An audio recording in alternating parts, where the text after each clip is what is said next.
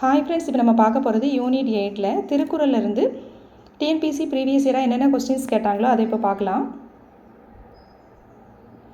ஐம்புலன்களையும் அடக்கி ஆள்வதையும் அப்புலன்கள் விரும்புபவற்றை எல்லாம் விட்டுவிடுவதையும் எதற்குரிய இலக்கணமாக வள்ளுவர் குறிப்பிடுகின்றார் அப்படின்னா துறவு. ஐம்புலன்களையும் அடக்கி ஆள்பவதையும் அந்த புலன்கள் விரும்புவதை எல்லாம் விட்டு விடுவதையும் எதற்குரிய இலக்கணமாக வள்ளுவர் கூறுகின்றார் துறவு. இதற்கான பாட்டு எங்கே இருக்குது அப்படின்னா துறவரவியல்ல துறவு அப்படிங்கிற அதிகாரத்தில் குறள் 343 வந்து இருக்குது. துறவரவியல்ல துறவு அப்படிங்கிற அதிகாரத்தில் அடல் வேண்டும் ஐந்தன் புலத்தை விடல் வேண்டும் எல்லாம் வேண்டியவெல்லாம் ஒருங்கு அப்படின்னு கொடுத்துருக்காங்க. ஐம்பொறிகளுக்கும் உரிய 5 புலன்களின் ஆசையை வெல்லுதல் வேண்டும், அவற்றிற்கு வேண்டிய பொருட்கள் எல்லாம் ஒரு சேர விட வேண்டும் அப்படின்னு சொல்லியிருக்காங்க. அடுத்து என்பும் உரியர் பிறர்க்கு என்று வள்ளுவர் யாரை குறிப்பிடுகின்றார் அப்படின்னா அன்புடையார். என்பும் உரியர் பிறர்க்கு என்று வள்ளுவர் யாரை குறிப்பிடுகின்றார்? அன்புடையார். இது எதில் இருக்குது அப்படின்னா அன்புடைமை அப்படிங்கிற அதிகாரத்தில் அன்பிலார் எல்லாம் தமக்குரியர் அன்புடையார் என்பும் உரியர் பிறர்க்கு. அன்பு இல்லாதவர் எல்லாம் தமக்கே என உரிமை கொண்டாடுவர், அன்பு உடையவரோ தம் உடல் பொருள் ஆவி என அனைத்தும் பிறருக்கென எண்ணிவிடுவர். அதான் கேட்டிருக்காங்க. என்பும் உரியர் பிறர்க்கு என்று வள்ளுவர் யாரை குறிப்பிடுகின்றார்? அன்புடையவர். புத்தேன் உலக வாழ்க்கையை யார் உறுதியாக வாழ்வர் என்று வள்ளுவர் குறிப்பிடுகின்றார்? திருடாதார். புத்தேன் உலக வாழ்க்கையை யார் உறுதியாக வாழ்வர் என்று வள்ளுவர் குறிப்பிடுகின்றார்? திருடாதார். இது வந்து எதில் இருக்குது அப்படின்னா துறவரவியல். துறவரவியலில் கல்லாமை அப்படிங்கிற அதிகாரத்தில் குறள் 290 இருக்குது. துறவரவியலில் கல்லாமை அப்படிங்கிற அதிகாரத்தில் குறள் 290. கல்வார்க்கு தள்ளும் உயிர்நிலை கல்வார்க்கு தள்ளாது புத்தேல் உலகு அப்படின்னு சொல்லியிருக்காங்க. களவு செய்வார்க்கு உடலில் உயிர் வாழும் வாழ்வும் தவறி போகும், களவு செய்யாமல் வாழ்வோருக்கு தேவர் உலகும் வாய்க்க தவறாது. களவு செய்வார்க்கு உடலில் உயிர் வாழும் வாழ்வும் தவறி போகும், களவு செய்யாமல் வாழ்வோருக்கு தேவர் உலகம் வாய்க்க தவறாது அப்படின்னு சொல்லியிருக்காங்க. என்ன கேட்டிருக்காங்க? புத்தேன் உலக வாழ்க்கையினை யார் உறுதியாக வாழ்வார் என்று வள்ளுவர் குறிப்பிடுகின்றார்? திருடாதார். திருடு அப்படின்னா களவுன்னு கொடுத்துருக்காங்களா, அதான் களவு. கல்வார்க்கு தள்ளும் உயிர்நிலை கல்வார்க்கு தள்ளாது புத்தேல் உலகு அப்படின்னு சொல்லியிருக்காங்க. புத்தேல் உலகு அப்படின்னா தேவர் உலகு.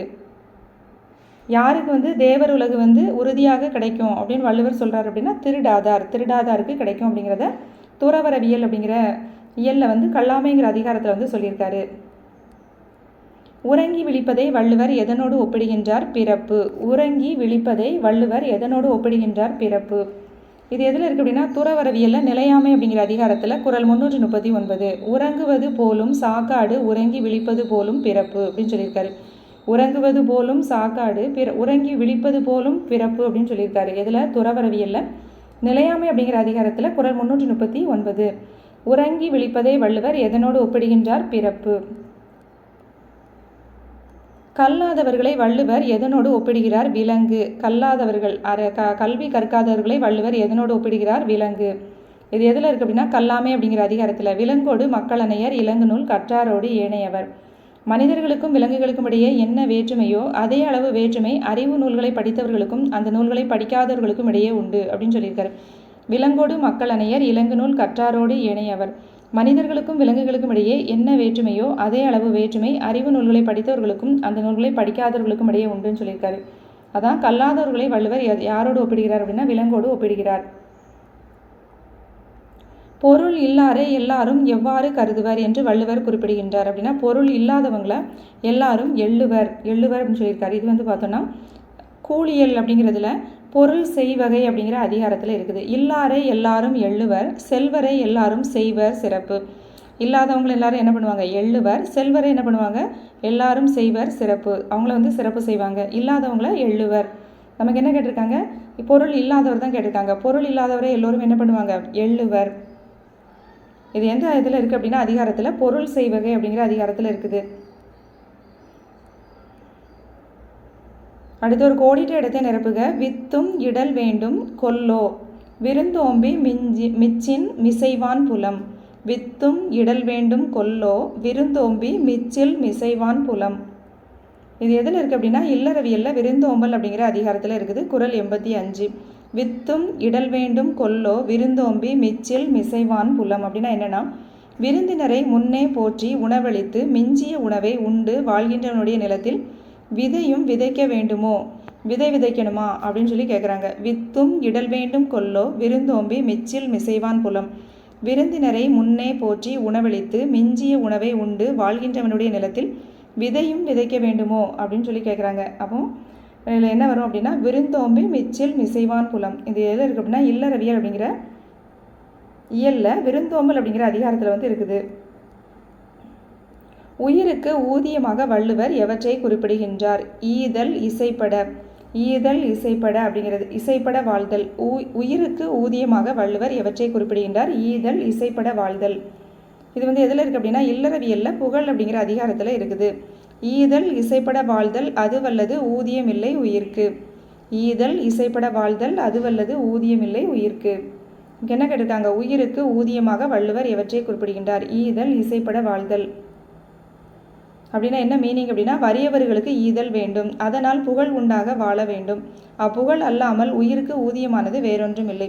நம்ம வறியவர்களுக்கு ஏதாவது ஈதல் வேண்டும், அதனால் நம்ம புகழ் உண்டாக வாழ்தல் வேண்டும். அந்த புகழ் அல்லாமல் உயிருக்கு ஊதியமானது வேறொன்றும் இல்லை. அடுத்தது ஒற்றும் நீதி நூலும் இவை இரண்டும் தெற்றென்ன மன்னவன் கண். மேற்காணும் திருக்குறளில் எவை இரண்டை திருவள்ளுவர் கண்கள் என கூறுகின்றார் அப்படின்னா ஒற்றும் நீதி நூலும். எந்த இரண்டையும் கண்கள்னு சொல்கிறாரு? ஒற்றும் நீதி நூலும். இது எதில் இருக்குது அப்படின்னா அரசியலில் ஒற்றாடல் அப்படிங்கிற அதிகாரத்தில் இருக்குது. ஒற்றும் உரை சான்ற நூலும் இவை இரண்டும் தெற்றென்க மன்னவன் கண். ஒற்றும் உரை சான்ற நூலும் இவை இரண்டும் தெற்றென்க மன்னவன் கண். ஒற்றரும் புகழ் அமைந்த நீதி நூலும் ஆகிய இருவகை கருவிகளையும் அரசன் தன்னுடைய கண்களாக தெளிய வேண்டும். ஒற்றும்னா ஒற்றர். ஒற்றரும் புகழ்பெற்ற நீதி நூல் இந்த இரண்டையுமே என்ன செய்யணும்? அரசன் தன் கண்களாக தெளிய வேண்டும் அப்படிங்கிறது. அரசியல் அப்படிங்கிற இயலில் ஒற்றாடல் அப்படிங்கிற அதிகாரத்தில் இது இருக்குது. கனி இருப்ப காய் கவர்ந்தற்று என்று திருக்குறள் எதனை கூறுகின்றது? இனிய உளவாக இன்னாத கூறல். கனி இருப்ப காய் கவர்ந்தற்று இது எதில் இருக்குது அப்படின்னா இல்லறவியலில் இனியவை குறள் அப்படிங்கிற அதிகாரத்தில் இனிய உளவாக இன்னாத குறல் கனியிருப்ப காய் கவர்ந்தற்று. இனிய சொற்கள் இருக்கும்போது அவற்றை விட்டு கடுமையான சொற்களை கூறுதல் கனி இருக்கும்போது அவற்றை விட்டு காய்களை பறித்து தின்பதை போன்றது அப்படிங்கிறத சொல்கிறாங்க.